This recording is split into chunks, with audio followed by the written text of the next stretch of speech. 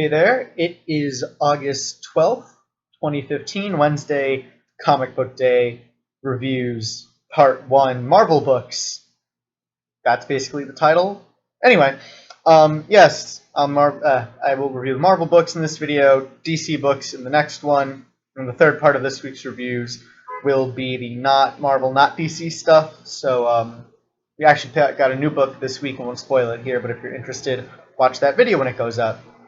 But yes, now jumping in to the Marvel books this week, starting with Secret Wars Battleworld number 4. If I'm not mistaken, it is the last issue of this miniseries. And honestly, ending on a bit of a whimper. We have two stories in this book, both of which involved the Silver Surfer. The first one I like, but it has... I like each of the stories. The problem with both of them is that they have more style than substance, and I think that's very, it's more true of this first one here. It takes place in Egyptia, and it's the Silver Surfer trying to get food for Galactus, basically, that classic story. And he's luring Fing Fang Foom over here into a trap with the Egyptia version of the Juggernaut in order to kind of beat Fing Fang Foom. He takes Fing Fang Foom's body back to his home, which of course is just like the Egypt version of the old Silver Surfer origin story that Galactus was going to eat his home. Norrin said, no, I'll be your herald instead, and so his home was spared. So Surfer takes the food, only to find out that Galactus was too hungry and betrayed Silver Surfer and ate his hometown. And we get a really nasty Galactus in this issue. I'm going to show a page, but really otherworldly kind of eldritch Cthulhu type stuff going on here with Galactus. And I really like the style of this story. Unfortunately, there's just not much there. But this is pretty much the end. Norrin and Galactus get into a fight, and then we move on to the next story, which, like I said, is another Silver Surfer story, but a different Silver Surfer, and this time it is Silver Surfer versus Maestro. And I actually like this one a bit more, not to spoil too much, but again, it's like half of a normal length story, so can't really talk about it without spoiling it much. But Silver Surfer just embarrasses Maestro. He is so much more powerful. He's way out of Maestro's league, and it's just really fun to kind of watch Silver Surfer win this fight so effortlessly. It kind of reminded me of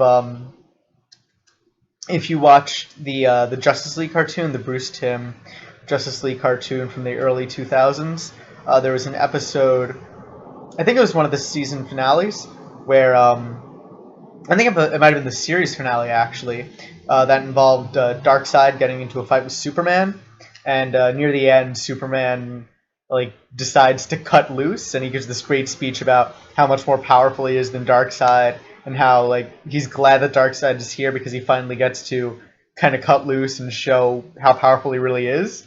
And for about half a minute, Superman is just slamming Darkseid through buildings. And it's like that. It's that sort of gratification of just seeing the hero be so powerful and have that power fantasy. So yeah, I kind of like the last, but it's too short. It's one of those things. There's no build-up whatsoever because there's no time. It's pure climax, and as fun as that might be, it's also a little bit unsatisfying right after you're done. So can't really recommend this issue, unfortunately. Next up, we have Secret Wars number 5, and this issue is a lot better. It is a bit of a valley in the story. It's not as action heavy. It's a very quiet issue that is mainly, following the events of the last issue, we see the funeral of Stephen Strange, and despite how he went out, Doom, in the last issue, Doom killed him very unceremoniously for talking back to him. He gets a very respectful funeral, and we find out later this is because Doom lied about how Strange died. Strange said that the visitors from the other world killed him instead of Doom himself. So that's why everybody still respects Strange. But the meat of this issue is a dialogue between Doctor Doom and the other person who was there during the creation of Battleworld, Owen Reese, the Molecule Man. And they have a discussion that further covers the history of how Battleworld came to be. We discover that Doom is channeling the immense power of the Beyonders, who created all of the Marvel multiverse, basically. He's channeling all of their power through Owen Reese. And Owen Reese is kind of the seed of Battleworld. He's the thing keeping it all together. But everything is still orchestrated by Doom's will. Doom is basically a Beyonder now. And he has this kind of heart-to-heart with Owen Reese, who is now the only other person on Battleworld who knows everything, who knows the history, who knows how it came to be. And so we get, again, a lot of helpful kind of backstory on the planet, on just Secret Wars itself, on Battleworld. But also, we this is a very personal dialogue. You still get a lot of character development. You see who Doom is, who Doom had to become in order to save as much of the universe as he did through creating Battleworld. And then at the end, we have a setup for kind of the more conflict going forward, as Valeria, Doom's daughter, decides that she's had enough. She knows enough to know that she's being lied to about certain things, and she wants to get to the bottom of it. So she takes the Science Council and decides that she's going to find out what really happened. So we have a bit more unrest in the ranks there. As I've said, I think with every issue of Secret Wars, I'm really enjoying this crossover. I think this is how you really do a crossover well, because it's both self-contained, but in terms of the, or rather an event. Because it's self-contained, but it also leaves so much possibility for all these tie-ins to take in their own directions and still make sense. This is an epic story. It is huge scale, but everything is being kind of fed to the reader so in very digestible pieces, where despite the immensity of the story, despite how big it is, you're really following the characters. You're following a few characters who are in control, who are driving the plot. So it's all very digestible, and it's just very well done. Hickman is very talented, and I wish I was reading more of his work in Marvel while it was going on. Because if he sets up all the stories like that, I'm sure they're all great. I have read some of his other stuff just because I was interested in him after reading this, and what I've read I have liked. So I recommend Hickman just as an author, and Secret Wars is really, really good. That's what I'm trying to say. I recommend this book.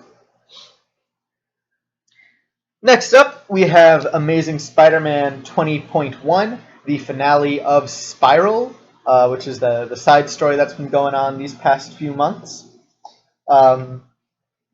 This is the final issue of a story I said in my review of last issue I felt was dragging on a bit too long. We're finally here at the end. We've got the gang war that's broken out all across New York City that Spider-Man's trying to stop. And we also have Spider-Man going after Wraith, who he believes is still trying to, who is trying to kill now Mr. Negative. Let's get to the page where everything happens. There it is. I still, the highlight of this book for me still is the art. I love how bright and colorful everything is. I just want to show the splash page in this issue to really prove it. I just love I really do love the art in this book. It's so bright, so colorful, so saturated, and yet it's not cartoony. It just feels like everything is taking place in golden hour. Like this whole story, all 5 issues, have taken place at golden hour, which if you don't know, it's when the sun sets and it just illuminates everything, gives everything this really warm glow. But this whole story kind of has that feeling. and I really enjoyed it throughout. Even the night scenes are bright and colorful and full of energy, which I really enjoy.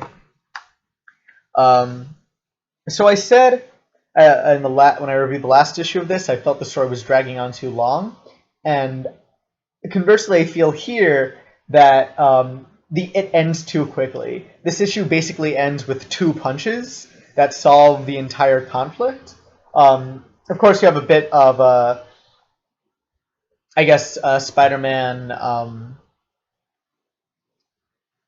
being introspective and kind of internalizing.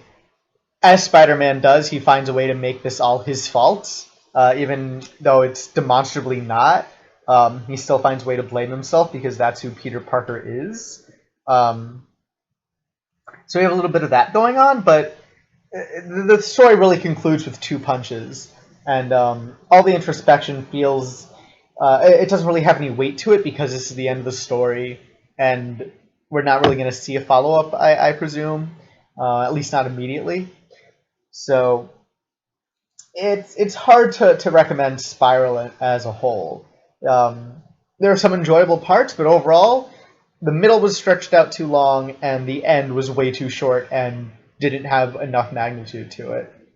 The art, though, still really enjoy the art. If I could, I would frame some of it, but I'm not good with hanging pictures up. I have actual posters I haven't framed yet, so yeah, a bit of insight into my interior decorating skills there. Next up, we have Howard the Duck number 5, another final issue. Well, of this volume. In October, there'll be new Howard the Duck number 1, where, as hopefully pointed out by the last page of this book, Howard gets a new hat. That's the big thing. But in this issue, we follow the fallout of Talos the Tamed getting the Abundance Glove and threatening to destroy the world. Luckily, a lot of the other heroes in New York swoop in to save the day, or at least fight off the demons that that Talos is creating, which involve this baby MODOK person. And who else? What can I show that's not exactly spoilerific? Yeah, there's some cute baddies, but I don't want to show too much because spoilers and all that. But yeah, we see. I mean, it's not a fight scene. This book is actually, again, kind of like Secret Wars, more of a dialogue. This time between Howard and Tara. We find out a lot about Tara in this issue. Turns out she's been keeping a secret from us over the entire run.